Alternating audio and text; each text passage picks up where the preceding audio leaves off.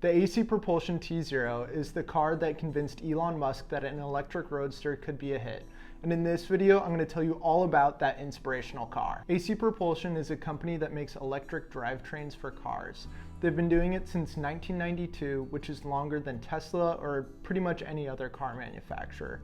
In fact, you can still buy some of their electric drivetrains today for your own modifications. The Tzero started life in 1997 as sort of a test for AC Propulsion, so they could put all the electric parts that they made together into one car, and it would be basically like a halo car for the brand, kind of like the R8 is for Audi, was at least for Audi and other cars like that. And the purpose of this was so that other people could see how well their parts could work and what an electric drivetrain would look like. It's important to remember that at this time there's pretty much no other electric cars. There was GM and they made the EV1.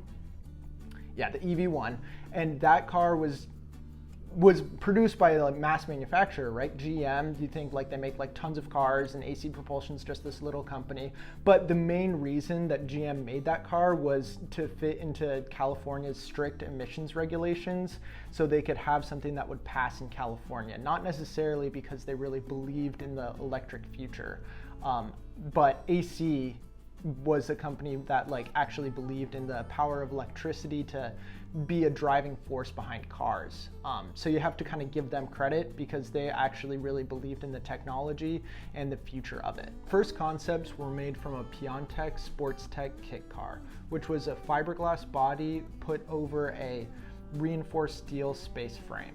And honestly, I think they look pretty good, especially for the time. There's a lot of clean lines. You can't really there's not any like harsh lines and stuff like that.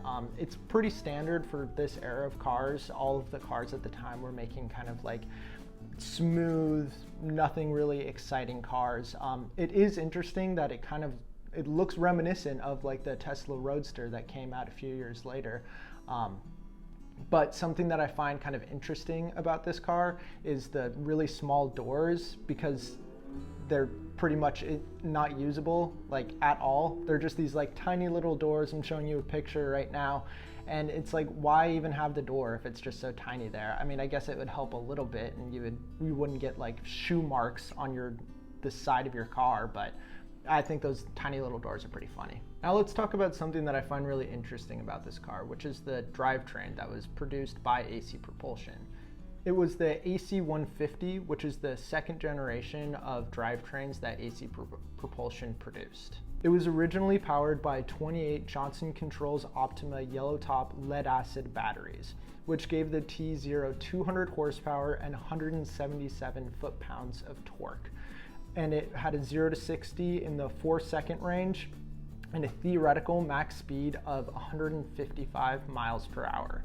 But the range was only 80 to 100 miles. That 0 to 60 is really impressive for the time, and the top speed is pretty good too, but the range really leaves something to be desired. The reason that the car doesn't have as much range and isn't as powerful as modern EVs today is because of those lead acid batteries. The lead acid batteries have a much lower power density ratio, which basically means you can't get as much power in there for the same amount of weight that you would use for like a lithium ion battery. So the lead acid ones, they're a lot heavier and they don't store as much power. Naturally, they decided to convert one of the Tzeros to use lithium ion instead of the lead acid, which helped the stats a lot. The range bumped up to 300 miles, the 0 to 60 went down to 3.6 seconds, but an update to the gearing ratio meant that the max speed dropped 15 miles per hour to 140 miles per hour. All this, and the weight dropped by 500 pounds as well, which really exemplifies how much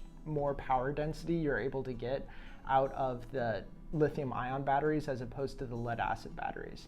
It should be noted that originally that price tag for the Tzero was around $80,000, but with this upgrade, it bumped it up to $220,000. A few more interesting things about the Tzero is that they only ended up producing 3 prototypes of them, and they never actually went into full production for commercial sales. So where's the connection to Elon Musk, I hear you ask?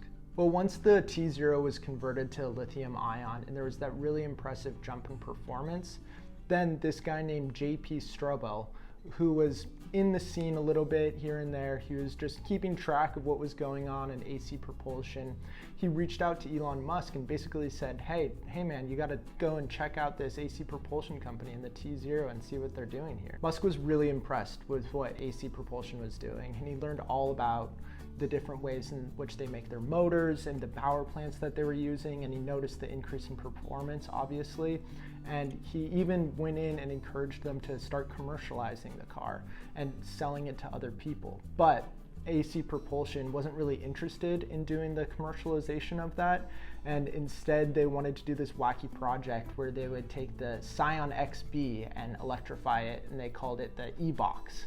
So Musk decided, why not him? The founders of AC Propulsion and the Tzero were saying basically like, no, seriously, we don't want to commercialize this. We're really banking on this Scion E-Box idea that we're going to go after.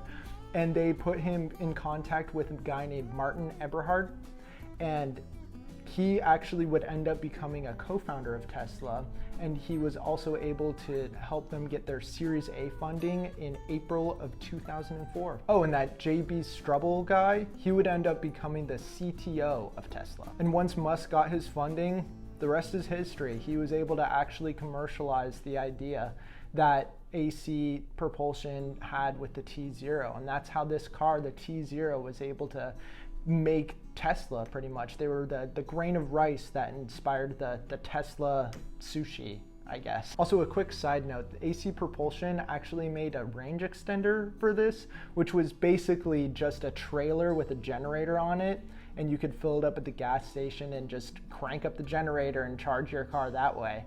It's a little silly in hindsight, but it actually kind of makes sense because there was no charging infrastructure whatsoever, so you kind of had to use the gas stations as well. But I thought this was just kind of funny. Thanks for getting to the end of the video. Tell me about your thoughts on the Tzero in the comments below.